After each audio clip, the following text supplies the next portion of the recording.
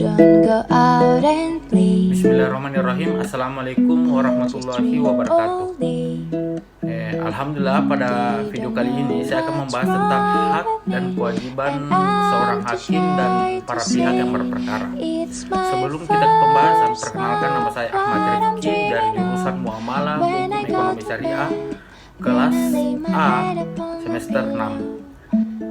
Sebelum mengetahui apa saja sih hak dan kewajiban seorang hakim, hak dan kewajiban seorang pihak yang berperkara, pertama-tama perlu kita ketahui apa sih yang dimaksud dengan hak dan kewajiban. Hak adalah sesuatu yang mutlak dimiliki oleh setiap orang dari sejak lahir dan penggunaannya tergantung pribadi masing-masing. Menurut KBBI, hak adalah benar, kepunyaan, milik, kewenangan, dan kekuasaan untuk berbuat sesuatu yang telah ditentukan oleh undang-undang, aturan, dan sebagainya, atau kekuasaan yang benar atas sesuatu. Sedangkan kewajiban yaitu sesuatu yang harus dilakukan dengan penuh rasa tanggung jawab. Menurut KBBI, kewajiban adalah sesuatu yang diwajibkan, yang harus dilaksanakan, pekerjaan, tugas menurut hukum, segala sesuatu yang menjadi tugas manusia. Hak dan kewajiban inilah yang memperkuat masyarakat dan memberinya lebih banyak stabilitas. Kedua hal ini juga mengarah pada pengembangan kesadaran sosial yang sebagai makhluk sosial, hak harus dilihat sebagai hak individu seperti kebebasan. Oke, kita masuk kepada hak dan kewajiban seorang hakim. Hakim sebagai pejabat penyelenggara kekuasaan kehakiman dalam menegakkan hukum dan keadilan memiliki hak dalam profesinya. Sebagai hakim sebagaimana yang diatur berdasarkan dalam Peraturan Pemerintah Republik Indonesia Nomor 94 Tahun 2012 tentang hak keuangan dan fasilitas hakim. Secara garis besar bahwa hakim diberikan hak-hak sebagai berikut. Yang pertama yaitu hak sebagai hak gaji pokok. Gaji pokok hakim sebagaimana dimaksud pada pasal 2 ayat pasal 2 huruf A diberikan setiap bulan berdasarkan jenjang karir dan masa jabatannya. Ketentuan gaji pokok hakim sama dengan ketentuan dan besaran gaji pokok pegawai negeri sipil. Dalam hal besaran gaji pokok, hakim lebih tinggi dari besaran gaji pokok pegawai negeri sipil. Besaran gaji pokok hakim tidak dinaikkan sampai setara dengan besaran gaji pokok pegawai negeri sipil. Yang kedua itu tunjangan jabatan. Pada pasal 4, tunjangan jabatan hakim sebagaimana dimaksud diberikan setiap bulan berdasarkan jenjang karir, wilayah penempatan tugas, dan kelas pengadilan. Yang selanjutnya itu hak rumah negara dan fasilitas transportasi. Ini diatur pada pasal 5 ayat 1 dan 2. Hakim diberikan hak menempati rumah negara dan menggunakan fasilitas transportasi selama dalam menjalankan tugasnya pada daerah penugasan sesuai dengan ketentuan peraturan perundang-undangan. Ayat 2, dalam hal rumah negara dan atau sarana transportasi belum tersedia, hakim dapat diberikan tunjangan perumahan dan transportasi sesuai dengan kemampuan negara yang dilaksanakan sesuai dengan peraturan perundang-undangan. Hak selanjutnya itu kedudukan protokoler. Ini diatur pada pasal 6 ayat 1. Hakim diberikan kedudukan protokoler dalam acara kenegaraan dan acara resmi. Hak selanjutnya itu jaminan keamanan. Jaminan yang dimaksud dengan jaminan keamanan dalam menjalankan tugasnya adalah hakim diberikan penjagaan keamanan dalam menghadiri dan memimpin persidangan. Hakim diberikan perlindungan keamanan oleh aparat kepolisian agar hakim mampu memeriksa, mengadili, dan memutus perkara secara baik dan benar tanpa adanya tekanan dan intervensi dari pihak manapun. Ini diatur pada pasal 7 ayat 1 sampai 3. Hak selanjutnya itu biaya perjalanan dinas. Ini diatur pada pasal 8 ayat 1 bahwa hakim yang melakukan perjalanan dinas baik di dalam maupun di luar negeri diberikan biaya perjalanan dinas. Hak selanjutnya itu tunjangan lainnya. Tunjangan lainnya di sini yang meliputi tunjangan keluarga, tunjangan beras, dan tunjangan kemahalan pada pasal 9 ayat 1 sampai 4.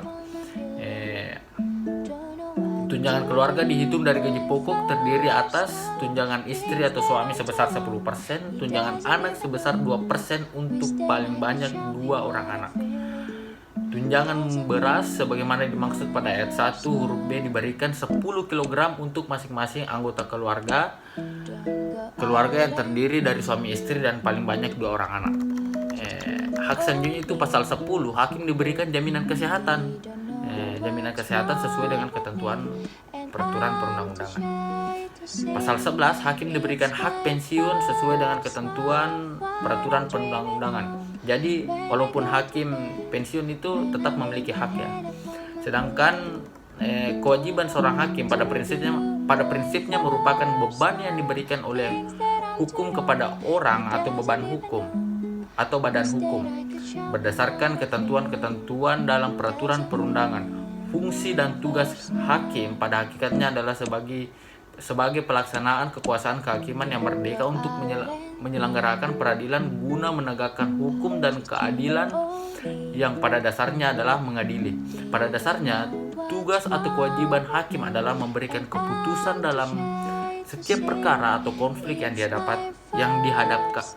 dihadapkan kepadanya, menetapkan hal-hal seperti hubungan hukum, nilai hukum dari perilaku, serta kedudukan hukum pihak-pihak yang terlibat dalam suatu perkara, sehingga untuk dapat menyelesaikan perselisihan atau konflik secara imparsial berdasarkan hukum yang berlaku, maka hakim harus selalu mandiri dan bebas dari pengaruh pihak manapun, terutama dalam mengambil suatu keputusan.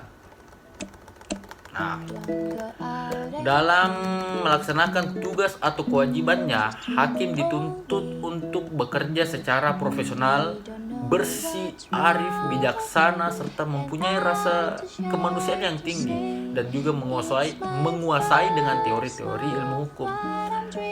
Oleh karena itu sangat berlebihan dan tidak bijaksana tanggapan dari berbagai pihak yang mengecam, merendahkan, bahkan mengejek hakim yang kadang dilakukan dengan bahasa yang kasar, yang kotor, dan tidak proporsional dalam menyikapi suatu putusan hakim dalam perkara tertentu. Karena putusan hakim tersebut akan dipertanggungjawabkan secara moral kepada Tuhan Yang Maha Esa dan secara hukum kepada konstitusi, peraturan perundang-undangan, serta nilai-nilai hak asasi manusia.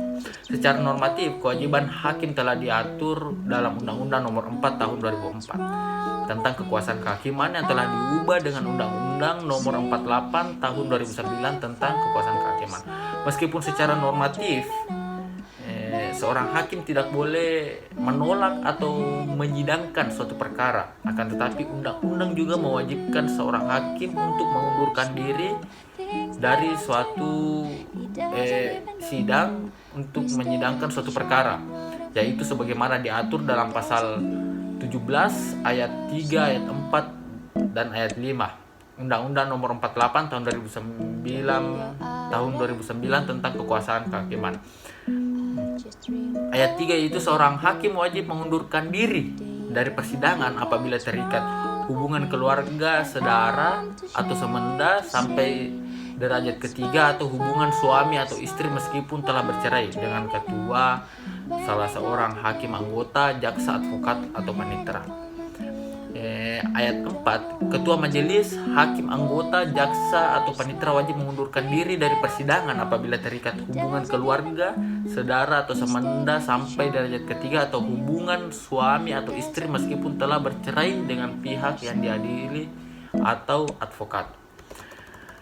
Ayat 5 yaitu seorang hakim atau panitera wajib mengundurkan diri dari persidangan apabila ia mempunyai kepentingan langsung atau tidak langsung dengan perkara yang sedang diperiksa, baik atas kehendaknya sendiri maupun permintaan pihak yang berperkara. Mahkamah Agung sendiri telah mengatur mengenai sikap, tugas, dan kewajiban seorang hakim, baik di dalam maupun di luar persidangan, sebagaimana tercantum dalam surat Ketua Mahkamah Agung RI. Yang pertama yaitu hakim harus mendorong pegawai pengadilan, advokat, dan penuntut serta pihak lainnya yang tunduk pada arahan dan pengawasan hakim untuk menerapkan standar perilaku yang sama dengan hakim. Hakim harus memberikan keadilan kepada semua pihak dan tidak beritikad semata-mata untuk menghukum. Hakim harus memberikan kesempatan yang sama kepada setiap orang, khususnya pencari keadilan atau kuasanya yang mampu kepentingan dalam suatu proses hukum di pengadilan. Berarti harus bersifat adil ya. Hakim harus berperilaku jujur, fair, dan menghindari perbuatan yang tercela atau yang dapat menimbulkan kesan tercela.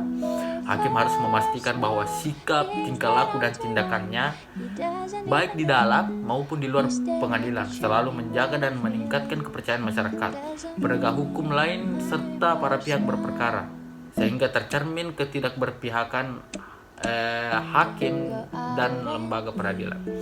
Hakim wajib melaporkan secara tertulis pemberian yang termasuk gratifikasi kepada Komisi Pemberantasan Tindak Pidana Korupsi paling lambat 30 hari kerja terhitung sejak tanggal gratifikasi tersebut diterima. Selanjutnya itu hakim wajib menyerahkan laporan kekayaan sebelum dan setelah menjabat tanpa ditunda-tunda.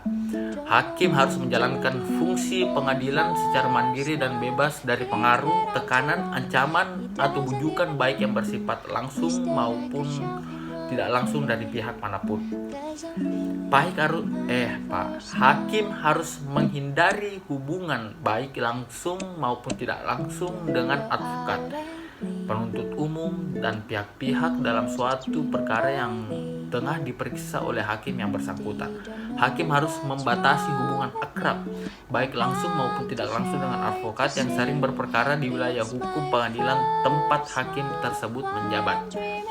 Hakim harus mengetahui urusan keuangan pribadinya maupun beban-beban keuangan lainnya dan harus berupaya secara wajar untuk mengetahui urusan keuangan para anggota keluarganya. Hakim harus menjaga kewibawaan serta martabat lembaga peradilan dan profesi baik di dalam maupun di luar pengadilan. Selanjutnya itu hakim berkewajiban mengetahui dan mendalami serta melaksanakan tugas pokok sesuai dengan peraturan perundang-undangan yang berlaku. Hakim harus menghormati hak-hak para pihak dalam proses peradilan dan berusaha mewujudkan pemeriksaan perkara secara sederhana, cepat, dan biaya ringan. Hakim harus membantu para pihak dan berusaha mengatasi segala hambatan dan rintangan untuk mewujudkan peradilan yang sederhana, cepat, dan biaya ringan sesuai dengan peraturan perundang-undangan yang berlaku. Ketua pengadilan atau hakim yang ditunjuk harus mendistribusikan perkara kepada majelis hakim secara adil dan merata serta menghindari pendistribusian perkara kepada hakim yang memiliki kepentingan.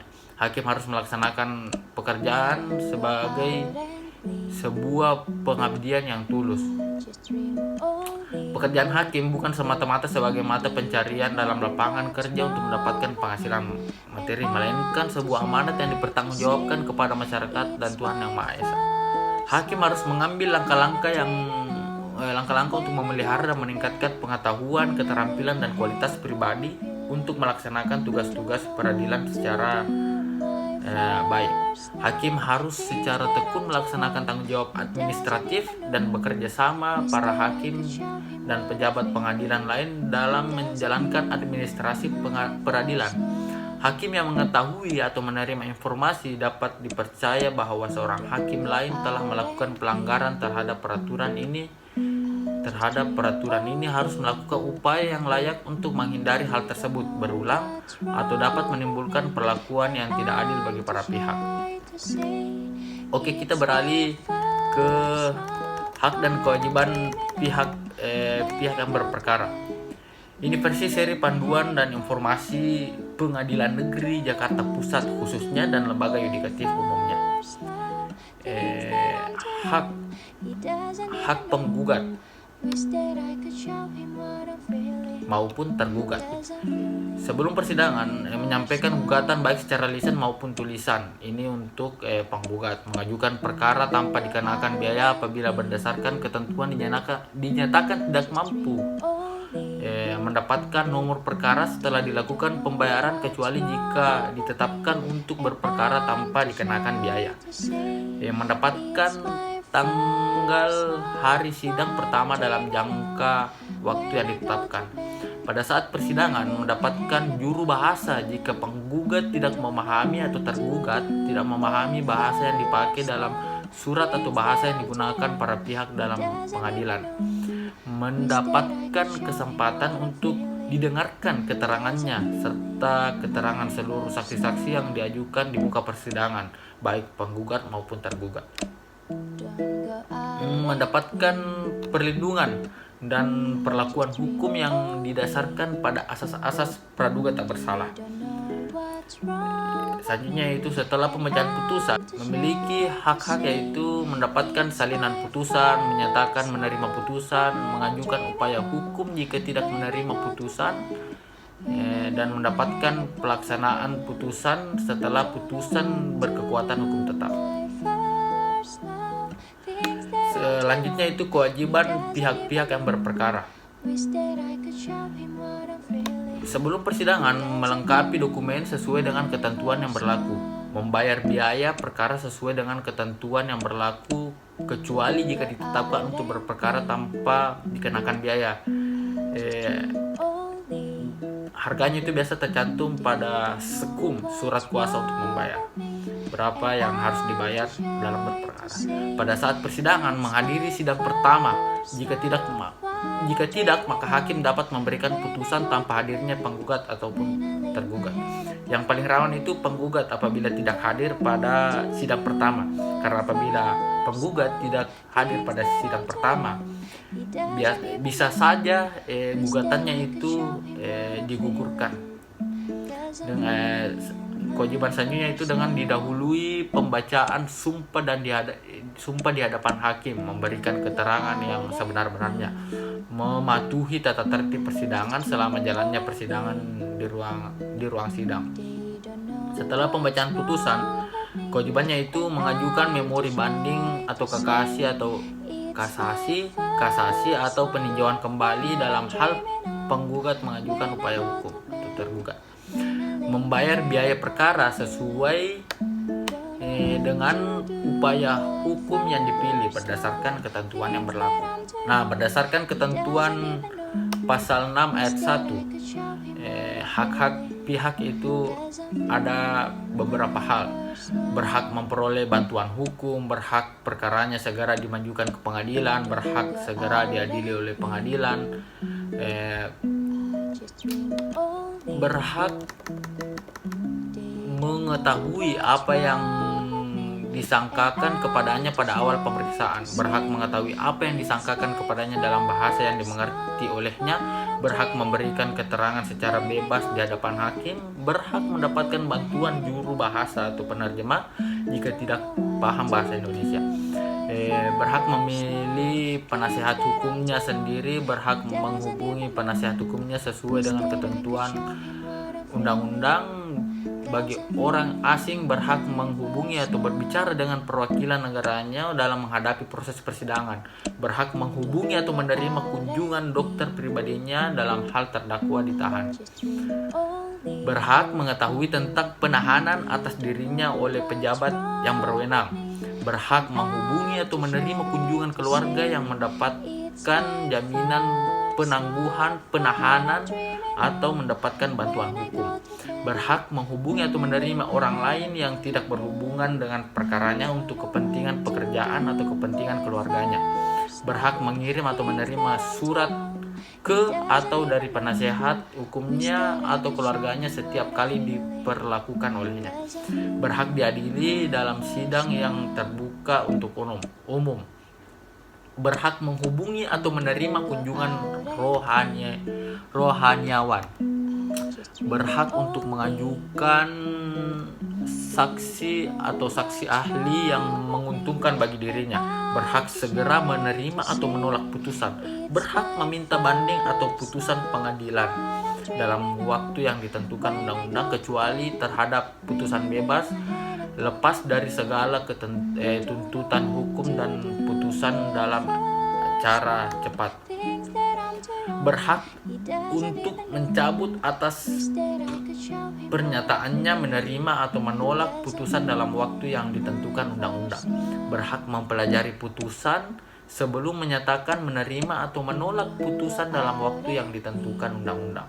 Dan yang terakhir yaitu berhak menuntut ganti rugi dan rehabilitasi sebagaimana diatur dalam pasal 95 KUHP. Mungkin cukup sekian dari saya, itulah hak-hak dan kewajiban-kewajiban hakim maupun pihak-pihak yang berperkara dalam ruang lingkup peradilan. Mungkin cukup sekian dari saya, lebih dan kurangnya mohon dimaafkan. Assalamualaikum warahmatullahi wabarakatuh.